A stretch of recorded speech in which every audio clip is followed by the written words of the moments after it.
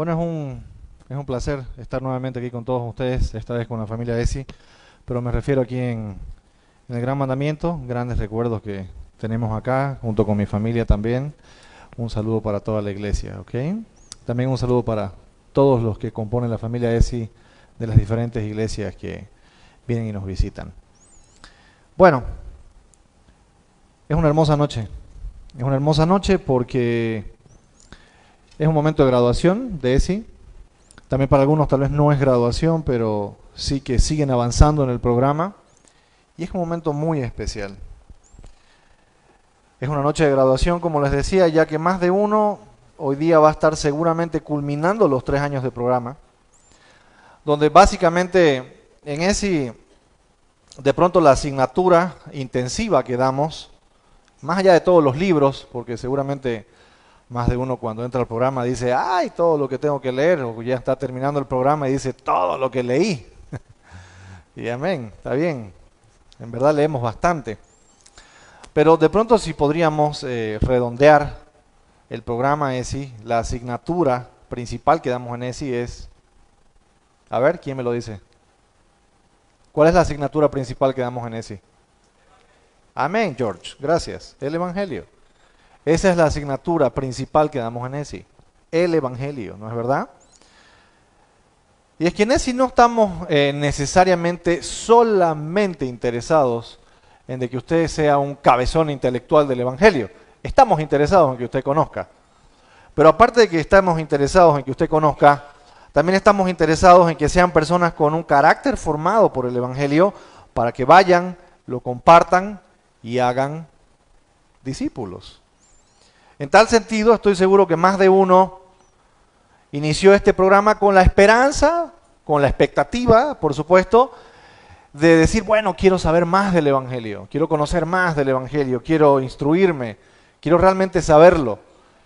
Pero hablo desde mi experiencia personal, si bien ese fue uno de los motivos por los cuales yo me uní al programa.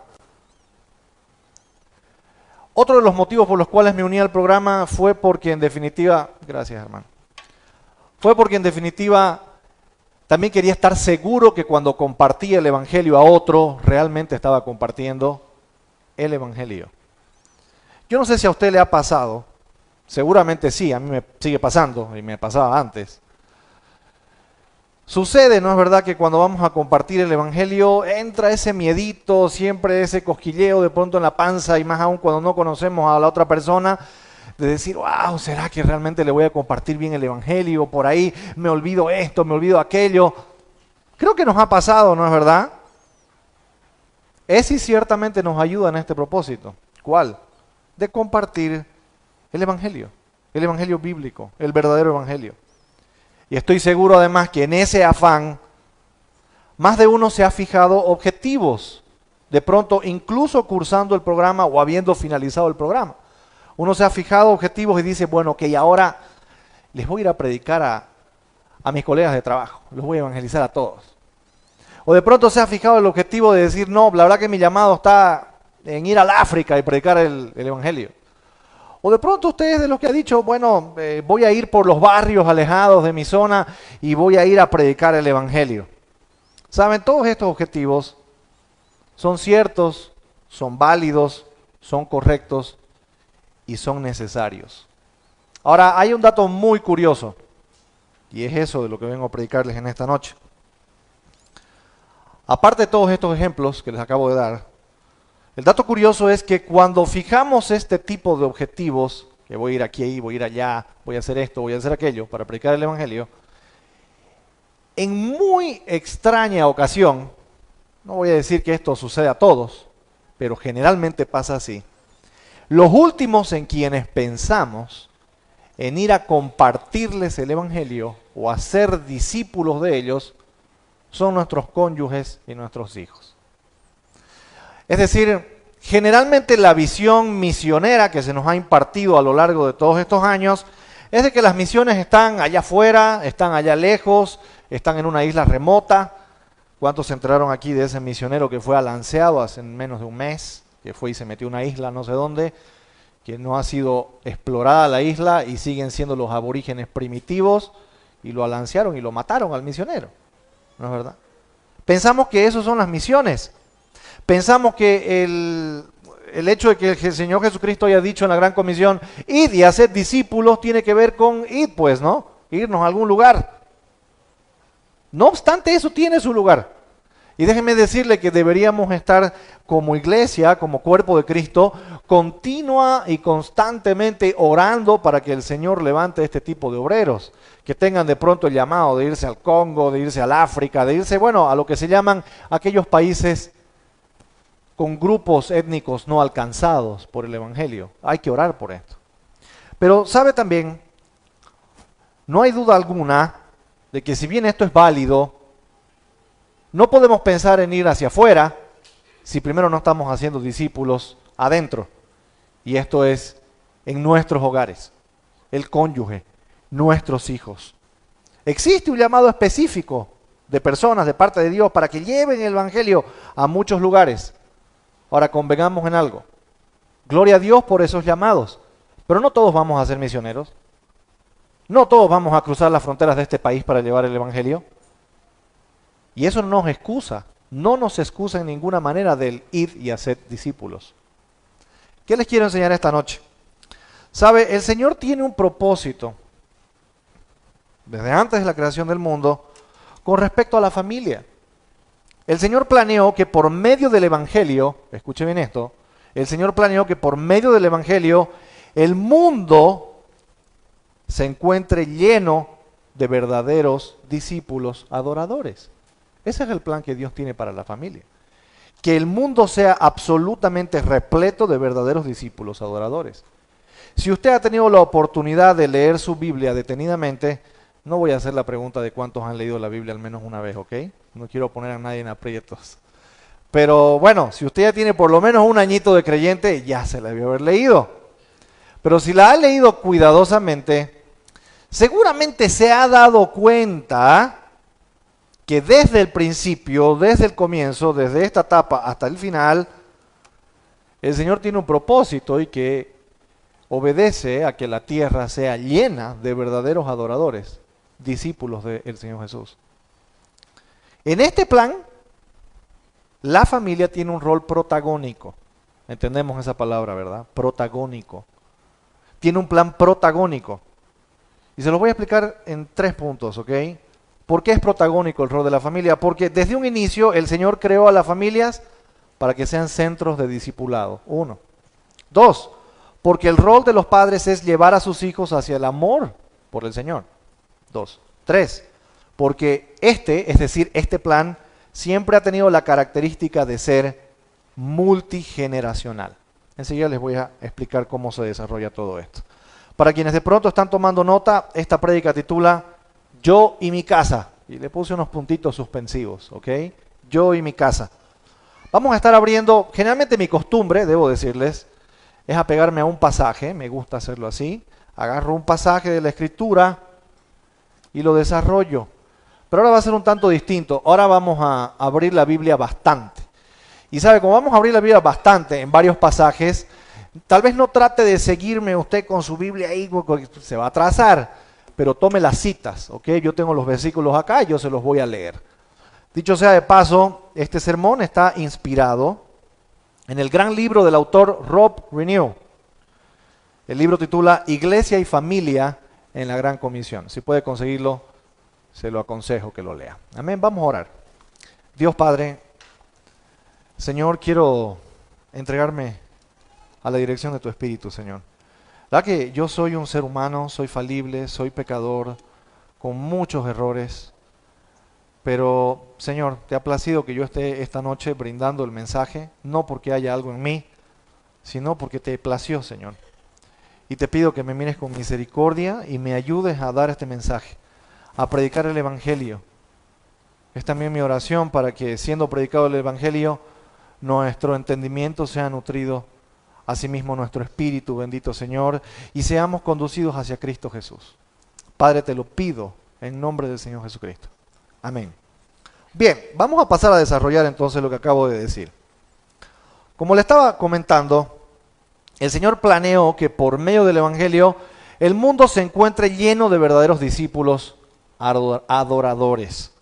En este plan la familia tiene un rol protagónico y habíamos dicho que el primer punto es porque desde el inicio el Señor creó las familias para que sean centros de discipulado.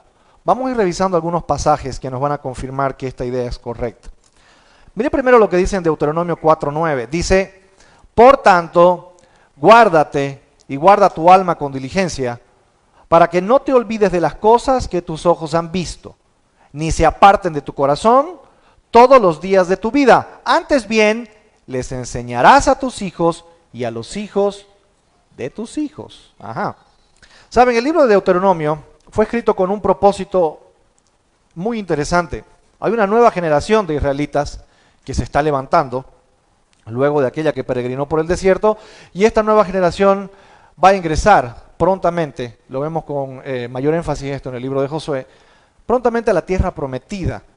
Ahora, esta nueva generación corre un gran riesgo. ¿Cuál es el riesgo? Esta nueva generación no sabe de que Dios abrió el mar rojo de par en par. Esta nueva generación no ha experimentado el maná del cielo. Esta nueva generación no ha visto la columna de fuego en medio del desierto. Es una generación que en muchos sentidos se encuentra ignorante acerca de lo que Dios ha hecho con sus antepasados. Pero el libro de Deuteronomio se escribe para decirle justamente a estas nuevas generaciones, momento, miren, esto es lo que Dios ha hecho, estas son sus ordenanzas, esta es su voluntad. Con ese propósito se escribe el libro de Deuteronomio. Y mire que hay algo muy interesante en el versículo que acabamos de leer.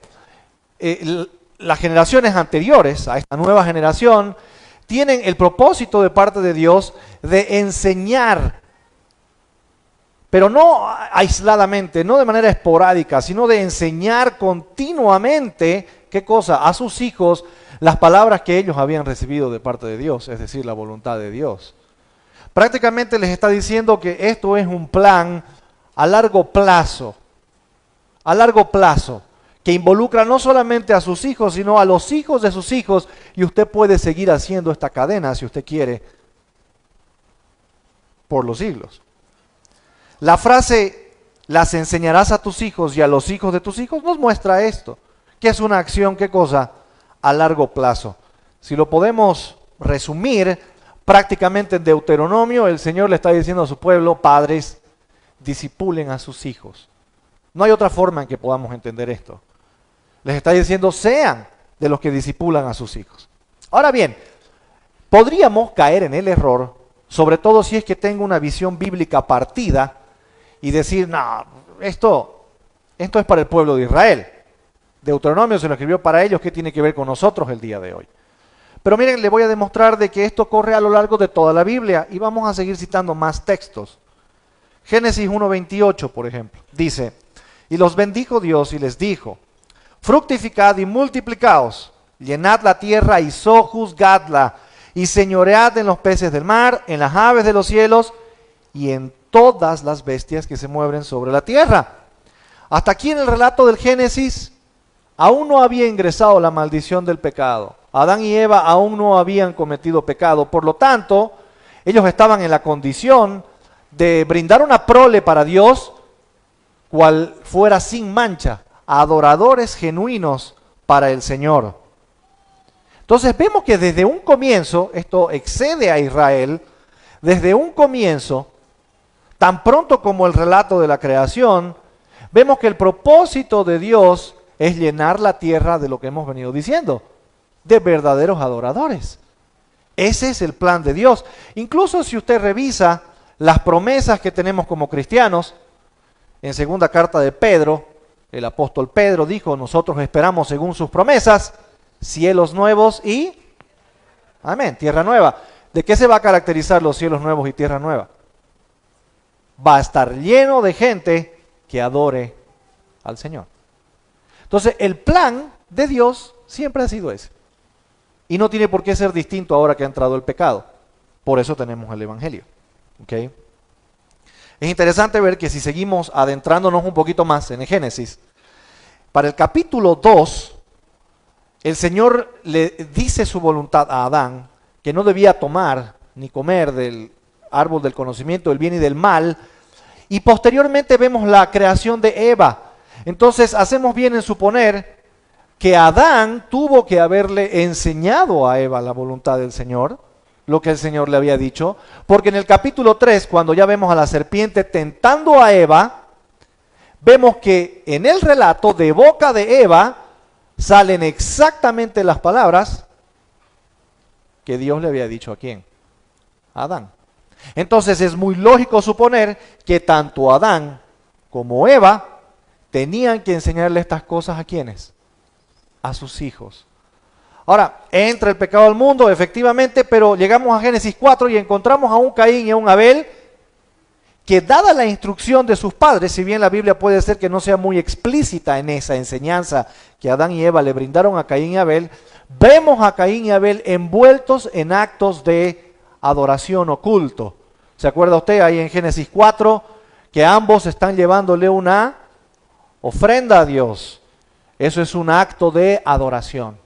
Entonces sí, ellos habían entendido que tenían que discipular a sus hijos. Es cierto, Dios ha creado a las familias con el propósito máximo de ser centros de discipulado. De pronto alguien puede decir, bueno, pero solo me estás dando textos del Antiguo Testamento. ¿Qué hay del Nuevo? Bueno, les sugiero que veamos uno. Hay más, pero este es muy interesante. Miren, dice Lucas 1, del 16 al 17, dice, ¿no? Y hará que muchos de los hijos de Israel se conviertan al Señor, Dios de ellos, e irá delante de él con el espíritu y el poder de Elías para hacer volver los corazones de los padres a los hijos y de los rebeldes a la prudencia de los justos, para preparar al Señor un pueblo bien dispuesto. Esta profecía fue dicha por Malaquías 400 años antes de lo que está aconteciendo acá. Había habido un periodo que se conoce como los 400 años del silencio. Y la profecía se cumple en ¿quién? En Juan el Bautista. Dice que vendría en el espíritu de Elías. ¿Qué quiere decir? ¿Que Elías iba a venir a encarnarlo? No. Quiere decir que iba a venir en semejanza de Elías en cuanto a su comunión con Dios, en cuanto a una entrega por el Señor. Si mal no recordamos, vemos que Elías es un personaje realmente notorio en la Biblia por su relación con el Señor.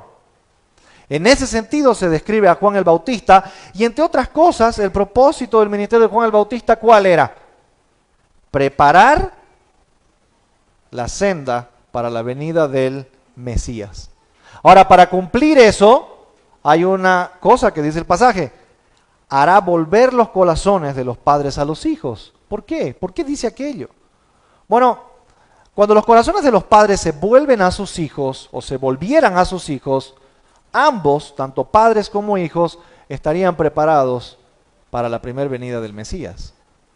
Ahora, viéndolo de otra manera, básicamente la profecía indicaba que al momento que apareciera el Mesías, el pueblo debía estar preparado, tanto padres e hijos, y esto no podía haber sido posible si los padres no discipulaban a sus hijos.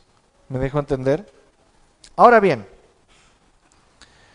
lo que estos textos nos han estado mostrando es que Dios siempre ha tenido ese plan en cuanto a la expansión de su reino, la familia. ¿Por qué? Porque Dios quiere que en la familia discipulemos a nuestros cónyuges, a nuestros hijos. Quizá un texto que habla con fuerza de esta verdad en el Nuevo Testamento acerca de padres discipulando a hijos sea Efesios 6:4.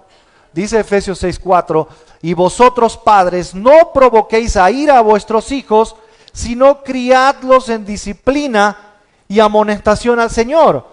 Esto no quiere decir que andemos todo el tiempo tratando a nuestros hijos y a bibliazo, no vaya, este muchacho está, digamos, no significa eso.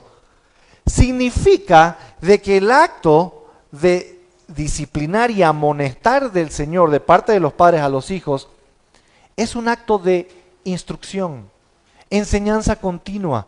Usted ve, ahí está el discipulado. El tema entonces para nosotros ahora es analizar nuestra vida y realmente ver si estamos discipulando a nuestras familias. Claro, en principio este rol cae sobre el varón. El varón está llamado a ser cabeza. El varón está llamado a ser, como decimos muchas veces, quien ejerce el sacerdocio en el hogar. Pero este rol también bíblicamente se puede demostrar, y de hecho es así, recae sobre la madre, discipulando a sus hijos, y a su vez del esposo discipulando a la esposa. ¿Qué debemos hacer entonces para que nuestras familias sean centros de discipulado? A usted le queda clara que la base bíblica es, he citado apenas la punta del iceberg, ¿ok? Si usted quiere investigar un poco más este tema, le aconsejo que lea el libro. Pero, ¿qué debemos hacer para que nuestras familias sean centros de discipulado? Porque en definitiva este es el propósito de Dios para la familia. Bueno, hay 4 cosas que deberíamos hacer para que nuestras familias se conviertan en un centro de discipulado. Lo primero es, por supuesto, la fe en el Señor Jesucristo. No puedo pretender, yo como cabeza, como padre o madre, cual fuera mi rol, hacer discípulos a mis hijos o hacer discípulo a mi esposa, si yo mismo no tengo confianza en la obra culminada del Señor Jesucristo en la cruz del Calvario. ¿No es verdad? Noten que el Señor Jesucristo envía a sus discípulos a la Gran Comisión luego de haber pasado 3 años con ellos, discipulándolos. Y entre otras cosas les hizo entender a los discípulos, saben, ustedes son pecadores, no pueden acercarse a Dios. Ustedes me necesitan, yo soy su Salvador, soy su Redentor. ¿Qué es básicamente ser un discípulo del Señor Jesucristo? Bueno, ser un discípulo del Señor Jesucristo, sabemos, es seguirlo. ¿Pero qué implica aquello?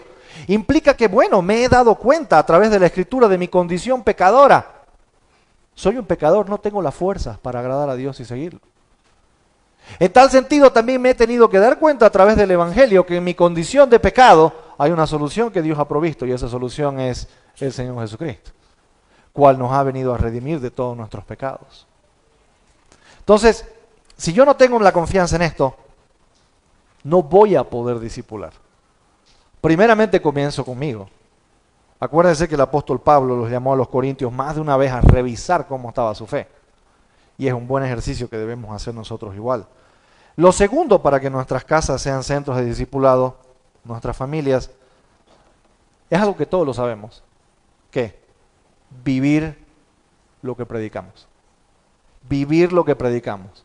Creo que nunca va a estar de más decir que una de las razones principales, no sé si tal vez sea la más, pero una al menos de las razones fundamentales por las cuales muchos de los hijos de padres cristianos no llegan a los pies de Cristo es por el pésimo ejemplo que les damos como padres. Podemos citar en ejemplos cómo el esposo la trata a la esposa, cómo el esposo maneja de pronto y están los hijos en la parte de atrás viendo cómo él maneja, cómo se comporta con el prójimo. Y sin embargo todos los domingos a la iglesia. Pero si no condice lo que creo con lo que vivo, claro, hay una desconexión. Y el mensaje que voy a estar enviando es, sí, estos son solamente palabras, pero en la vida real no pasa nada. La tercera cosa que deberíamos hacer para que nuestros hogares sean centros de discipulado es, por supuesto, conocer el Evangelio, dominar las Escrituras. En ese sentido, amados hermanos, es que muchos están en este programa, ¿no es verdad?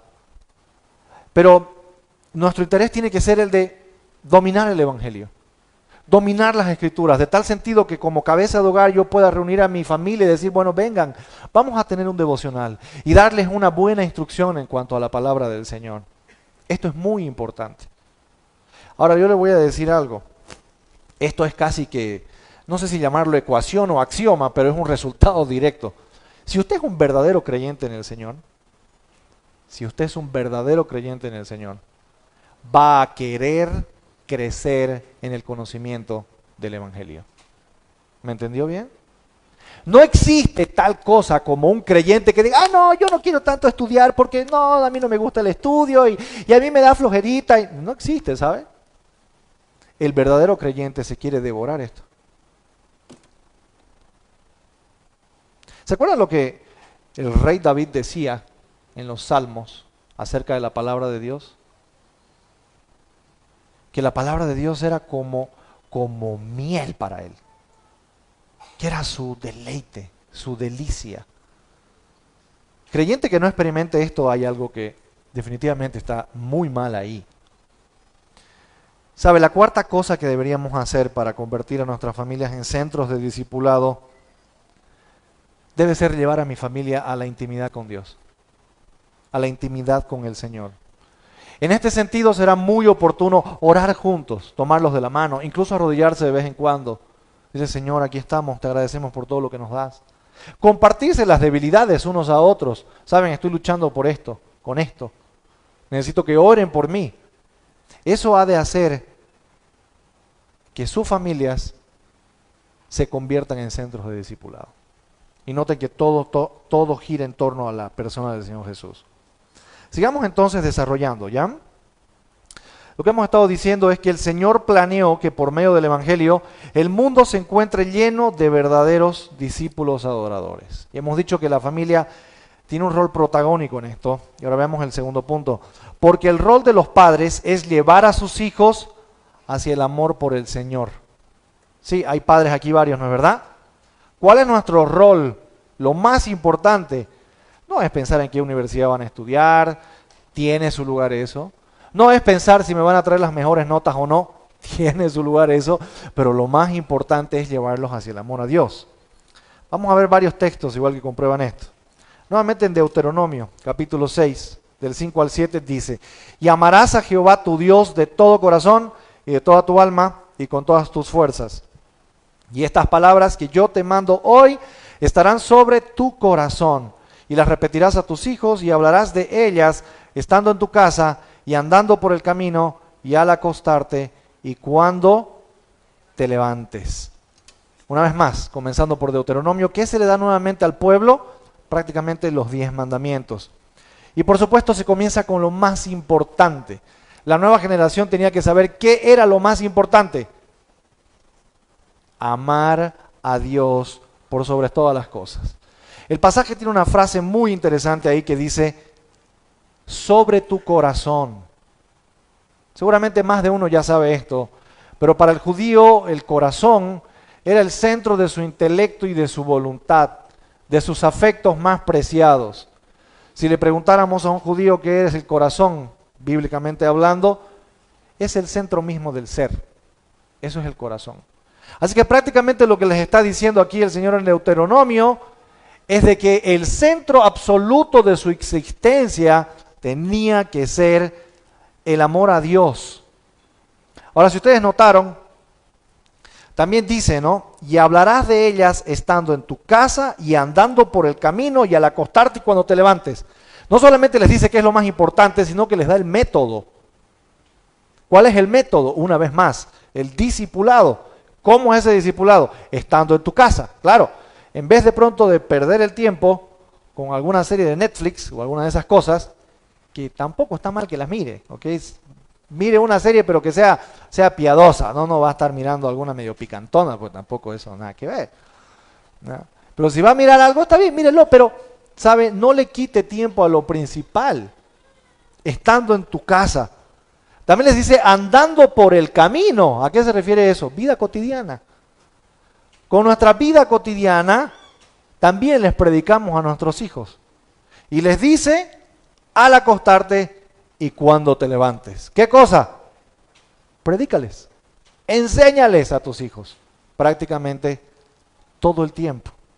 Por supuesto, si revisamos el Nuevo Testamento, Mateo 22, del 37 al 40, Jesús dice así: amarás al Señor tu Dios con todo tu corazón y con toda tu alma y con toda tu mente. Este es el primero y grande mandamiento. Y el segundo es semejante: amarás a tu prójimo como a ti mismo. De estos dos mandamientos depende toda la ley y los profetas.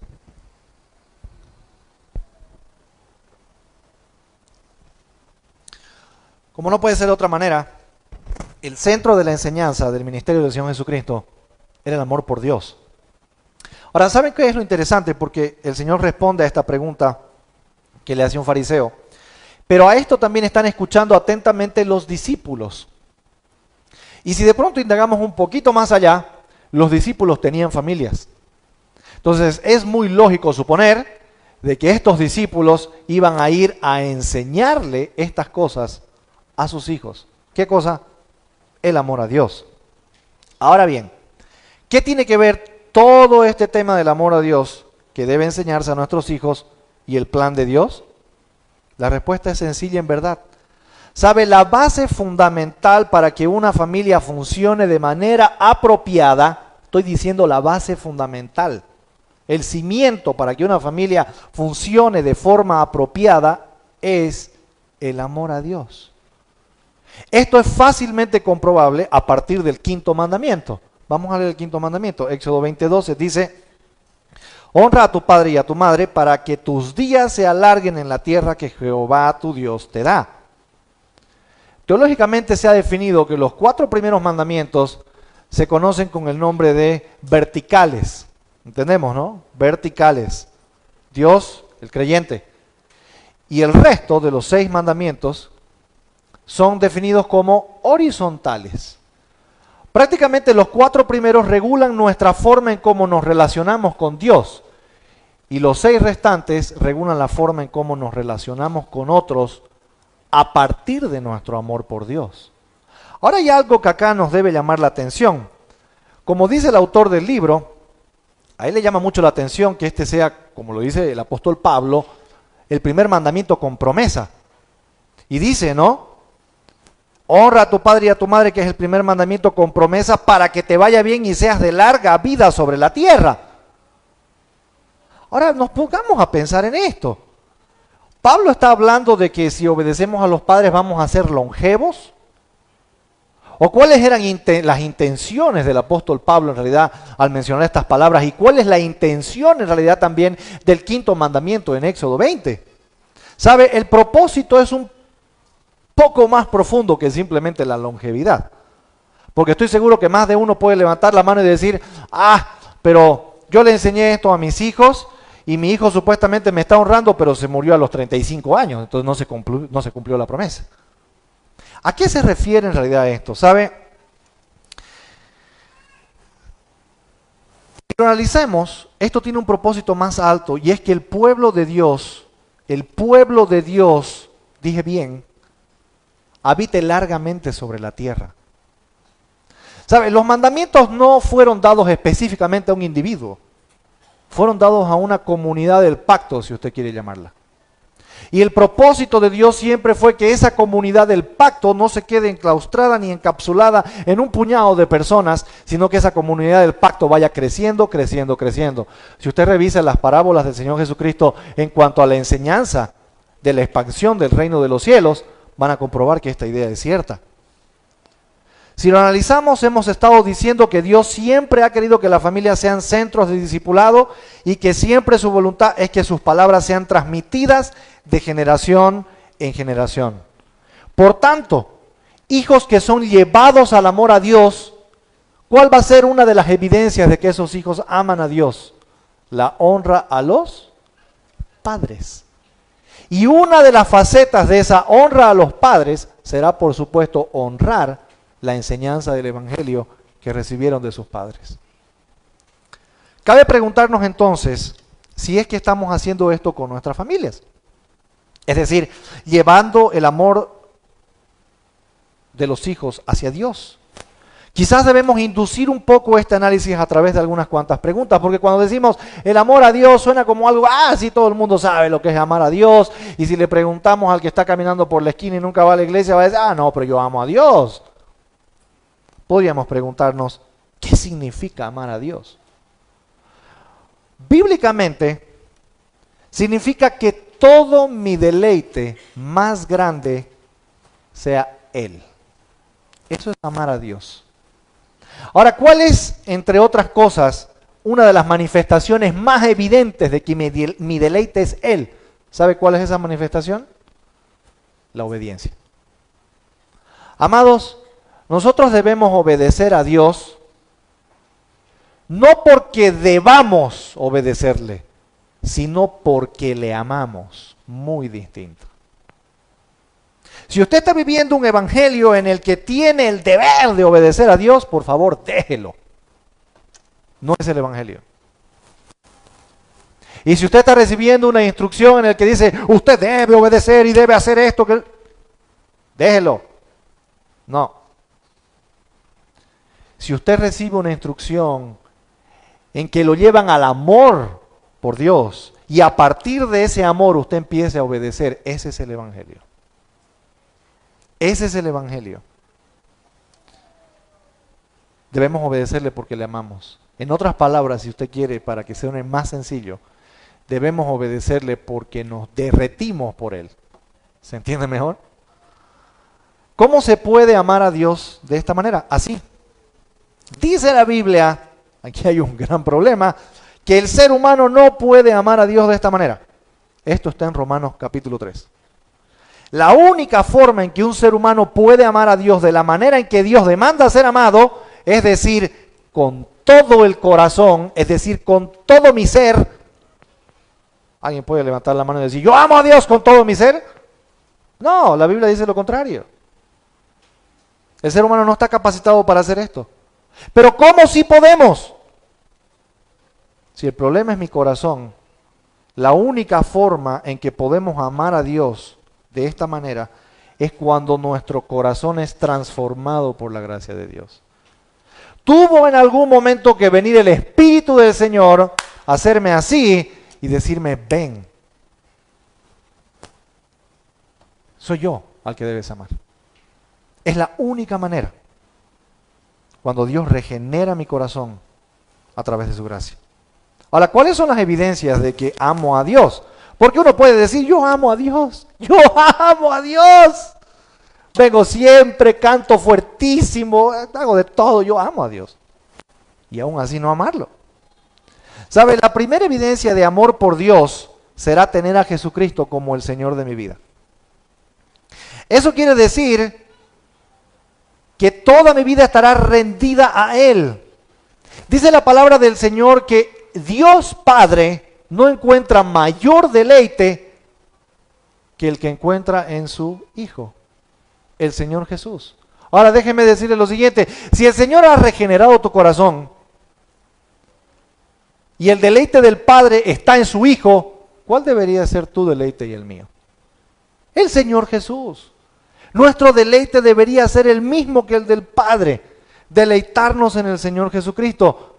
¿Qué significa deleitarme en el Señor Jesucristo? Que considero al Señor Jesucristo como lo más importante y relevante en mi vida por sobre cualquier cosa, por sobre cualquier afecto familiar, por sobre cualquier afecto amistoso, por sobre cualquier afecto material, por sobre cualquier cosa. Mi deleite y mi afecto absoluto tiene que estar en el Señor Jesús. La segunda evidencia del amor por Dios lo dice Juan en su primera carta. ¿Cuál será? El amor los unos por los otros, más específicamente hacia los hermanos de la fe. Y esto es así, ¿saben? Por una sencilla razón. Dios también dice que se deleita en su pueblo. ¿Saben por qué se deleita en su pueblo? Porque cuando mira a su pueblo, está mirando ¿a quién en realidad? A su Hijo. Por la perfecta justicia que ha sido acreditada a su pueblo. La perfecta justicia de Jesucristo. Entonces, cuando Dios mira a su pueblo, está mirando a Cristo. Entonces, si Dios se deleita en su pueblo, con razón Juan llega a decir, ¿saben una cosa? Ámense los unos a los otros. Ahora, obviamente, ese ámense se entiende en el contexto bíblico y del Evangelio. No a la manera hippie, ¿no? Que decían, ámense unos a otros y hicieron de su vida un desparramo. Pero Dios se deleita en su pueblo, lo mismo deberíamos hacer nosotros. La asignatura que tenemos pendiente quizás sea entonces en nuestras familias, ver cómo está el amor por Dios. Y la única forma de hacerlo es llevando a nuestras familias a los pies de Cristo. Le voy a dar un termómetro para que usted mida la salud espiritual de sus hijos. ¿Sabe cuál es ese termómetro? ¿Lo honran sus hijos como padres? ¿Lo obedecen? Si no hay honra y no hay obediencia, es porque está fallando el amor a Dios. Así que usted ya sabe dónde tiene que ir a apretar la clavija, como quien dice, si es que esto está pasando en su hogar. Enséñeles, no primero, tienes que obedecerme, porque la Biblia dice que si no me obedeces te va a venir un rayo y te va a partir. Lo que usted tiene que enseñarle primero a su hijo es a que ame a Dios, por sobre todas las cosas. Y le tiene que enseñar que la única forma de que una persona pueda amar a Dios es estando rendido a los pies de Cristo. ¿Sabe? Una buena forma de que usted puede exaltar a Cristo en su hogar es a partir de sus propios errores. ¿Cómo es esto? Todos aquí somos pecadores. Como padres cometemos infinidad de errores. Pero de pronto usted se encontraba manejando, se le cruzó el micrero y salió toda una sarta de cosas hermosas. Y resulta que su niño que estaba allá atrás le dice, pero papá, ¿qué te pasó? ¿No? ¿Acaso no sos cristiano, papá? Ese es no estoy diciendo que vaya y lo haga, le estoy diciendo que somos débiles y que eventualmente en algún pecado vamos a caer, porque tenemos esa naturaleza pecaminosa. Esto no es excusa para pecar, por supuesto. Pero si hicimos eso y mi hijo me pregunta, lo primero que mi hijo deberá ver en mí es arrepentimiento. Decir, la verdad, hijo, sí, hice mal, estoy arrepentido por este pecado. Honestamente voy a intentar no hacerlo nunca más y voy a depender de la fuerza del Señor para no hacerlo. Pero ¿sabes una cosa, hijo? Si bien yo soy cristiano y sigo a Cristo, el único perfecto es el Señor Jesús. Yo no lo soy, yo soy un hombre falible. No se ponga como perfecto delante de sus hijos. Póngalo a Él como perfecto. Muéstrele que usted también tiene sus luchas y que el único que lo puede sacar de esas luchas es el Señor Jesús. De esa manera lo va a exaltar, porque le va a estar diciendo a su hijo, Dios no es indulgente con el pecado, pero a la vez le va a estar mostrando la gracia divina. Y ese es el Evangelio. Finalmente, el Señor planeó que por medio del Evangelio el mundo se encuentre lleno de verdaderos discípulos adoradores. Tercera razón, porque este plan siempre ha tenido la característica de ser multigeneracional. Ah, caray. ¿Qué significa esto? Déjenme antes de pasar a los textos que le explique esa palabrita, multigeneracional. Creo que nos queda bastante claro, o al menos nos debería quedar bastante claro, de que la salvación no viene como en un combo de Black Friday, ¿no verdad? O sea, no podemos ir a Ventura Mall y un combo de Black Friday que diga salvación al 50%, aproveche toda la familia. No se da así, ¿no es verdad? La salvación es individual, es personal, no viene en combo. Pero a la vez que acabo de decir esto, tanto en el Antiguo como en el Nuevo Testamento, Dios ha querido salvar a más de una generación. ¿Cómo está este asunto? Revisemos a Israel, por ejemplo. Si Dios no haya querido que la salvación sea multigeneracional, le haya dicho a la primera generación de Israel, bueno, así se salvan, y que la generación que viene después de ustedes, que se las arreglen. Ya la salvación yo le di a ustedes, primera generación, la generación que viene no me interesa, ya tengo lo que quiero. No, ese no es el plan de Dios en la Biblia. Vemos más bien que el plan de Dios en la Biblia es que no solamente esa generación sea salva, sino que la generación posterior y la posterior y la subsecuente y la subsecuente. Ese es el plan de Dios para la humanidad. Y es aquí donde yo les estaba hablando de la comunidad del pacto, o el pueblo del Señor, si usted quiere, para ponerlo en términos más sencillos. Veamos algunos textos. Génesis 6:5 dice, y vio Jehová que la maldad de los hombres era mucha en la tierra, y que todo designio de los pensamientos del corazón de ellos era de continuo solamente el mal.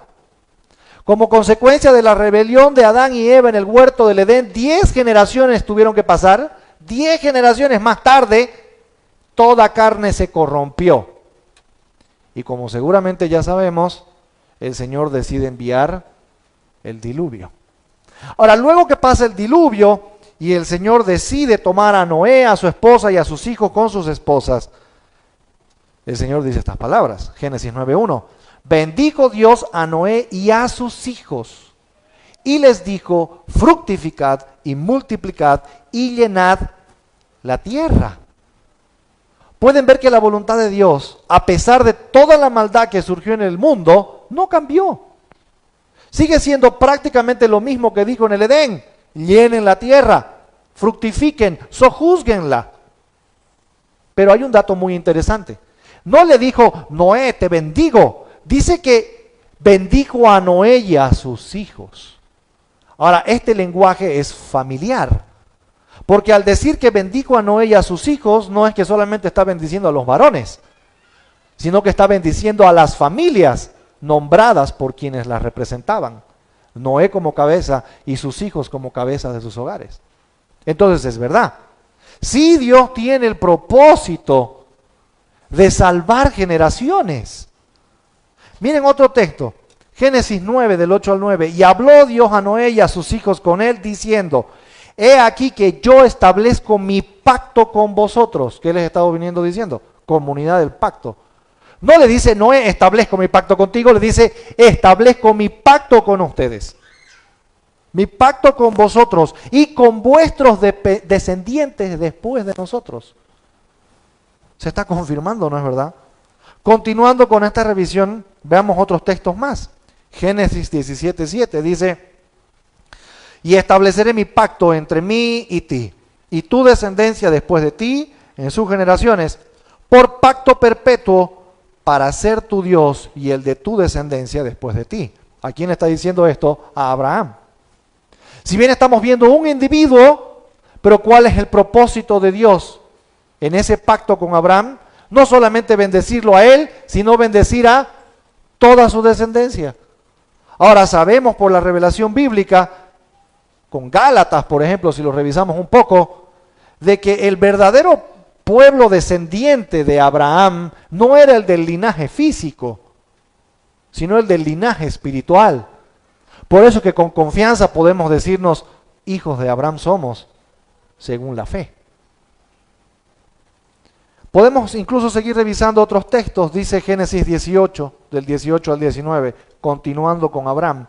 Habiendo de ser Abraham una nación grande y fuerte, y habiendo de ser benditas en él todas las naciones de la tierra, porque yo sé que mandará a sus hijos y a su casa después de sí, que guarden el camino de Jehová. Ah, qué interesante, ¿no? Les he venido diciendo de que Dios tiene el propósito de que los padres sean discipuladores de hijos. ¿Qué tenía que hacer Abraham? Lo dice aquí, ¿no es verdad? Porque yo sé que mandará a sus hijos y a su casa después de sí que guarden el camino de Jehová, haciendo justicia y juicio para que haga venir Jehová sobre Abraham lo que ha hablado acerca de él. Y aquí hay un dato por demás interesante. Una vez visto este texto, este patrón multigeneracional puede ser rastreado hasta el Nuevo Testamento. Y quiero que me sigan con atención, ya vamos a acabar. Si usted compara la Gran Comisión, Mateo 28, del 18 al 20, con Génesis 1, 28, hay semejanzas muy, muy evidentes. Por ejemplo, Génesis 1, 28 dice, fructificad y multiplicaos. La Gran Comisión dice, haced discípulos. Génesis dice, llenen la tierra. Mateo dice, a todas las naciones. Génesis dice, sojuzgadla. Mateo dice, enseñándoles a que guarden todas las cosas que os he mandado. Usted puede ver, incluso desde el Génesis, ya se estaba hablando el Evangelio. Esto es incluso comprobable en el libro de los Hechos. Mire Hechos 2:39, porque para vosotros es la promesa y para vuestros hijos y para todos los que están lejos, para cuantos el Señor nuestro Dios llamare. Continuando en Hechos 16:31, ellos dijeron, cree en el Señor Jesucristo y serás salvo tú y tu casa. Y ahí decimos, no, pero ahí está, sí viene en combo, ahí está el Black Friday. Pablo y Silas hablándole al carcelero. No sabe qué es lo que este versículo está enseñando en realidad. Está enseñando que es mucho más factible que mi casa llegue a convertirse al Señor Jesucristo si yo me convierto a Cristo. Esa cláusula que dice cree en el Señor Jesucristo es una cláusula de condición que se aplica tanto para el carcelero como para los de la casa del carcelero. Si quieren lo podemos parafrasear un poquito. Queda más o menos algo como esto. Si tú crees en el Señor Jesucristo, Pablo le está diciendo al carcelero, tú serás salvo. Y si tu casa lo cree, también lo serán. También lo serán. Dígame, ¿cuántos acá tienen la bendición de tener hijos que han nacido en cuna cristiana? Ahora, que no caigan en el error de decir, listo, como yo soy de cuna cristiana, ya vengo salvado en combo. A eso me refería, no es así. Igual ese hijo nacido en cuna cristiana tiene que profesar fe genuina en Jesucristo. Pero dígame algo, ¿será más sencillo que mi hijo llegue a la fe en Cristo teniendo padres cristianos o padres no creyentes? Es más sencillo, amado hermano. ¿Por qué es más sencillo? Porque su hijo está expuesto continuamente a la luz del Evangelio. Efectivamente, la decisión de salvar vendrá de Dios. Pero por este propósito, a Dios le place salvar generaciones. Le place de que compartamos el Evangelio a nuestra prole, a nuestra descendencia. El desafío entonces para nosotros es mirar con esta cosmovisión, amados hermanos. Cuando miramos a nuestros hijos, en vez de mirarlos solo a ellos, deberíamos mirar un poquito más allá. No solo a ellos, sino a los que han de venir después de ellos también. Estamos viviendo en el nuevo pacto, instaurado por la sangre derramada en el Calvario. Lo estamos viviendo. Somos ahora el pueblo de Dios. Nuestro objetivo tiene que ser el de traer a nuestros hijos a esta comunidad del pacto, a que entren en ese pacto con Dios por medio de la fe en Jesucristo el Señor. ¿Saben? Visto así, esto debe crear en nosotros responsabilidad, en no postergar la predicación y enseñanza del Evangelio en nuestros hogares, ya que al no hacerlo podríamos estar afectando no únicamente a nuestros hijos, sino a todas las generaciones posteriores. En conclusión, le he venido diciendo que el Señor ha planeado que por medio del Evangelio el mundo sea lleno de verdaderos discípulos adoradores. La familia es protagónica en esto, porque desde un inicio el Señor ha querido que la familia sea un centro de discipulado. Porque el rol de los padres es llevar a los hijos al amor por Dios. Y porque este plan siempre ha tenido una característica de ser multigeneracional. Quizás un versículo que pueda resumir toda esta enseñanza de hoy sea este, ¿no? José 24, del 14 al 15, muy conocido por muchos. Ahora pues temed a Jehová y servidle con integridad y en verdad, y quitad de entre vosotros los dioses a los cuales sirvieron vuestros padres al otro lado del río y en Egipto, y servid a Jehová. Y si mal os parece servir a Jehová, escogeos hoy a quién sirváis, si a los dioses a quienes sirvieron vuestros padres cuando estuvieron al otro lado del río, o a los dioses de los amorreos, en cuya tierra habitáis. Pero yo y mi casa serviremos a Jehová.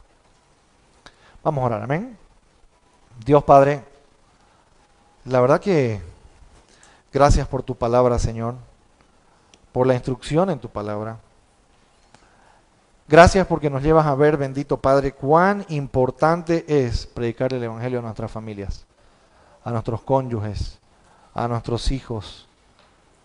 Tú los quieres dentro de la comunidad de tu pacto, Señor, del pacto en la sangre del Señor Jesús. Dios amado, gracias por todos los participantes que hasta aquí han llegado a ESI, Señor.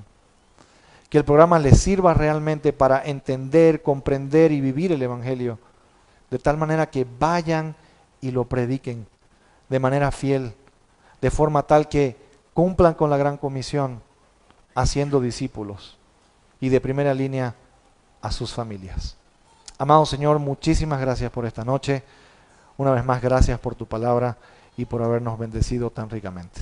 En nombre del Señor Jesús. Amén.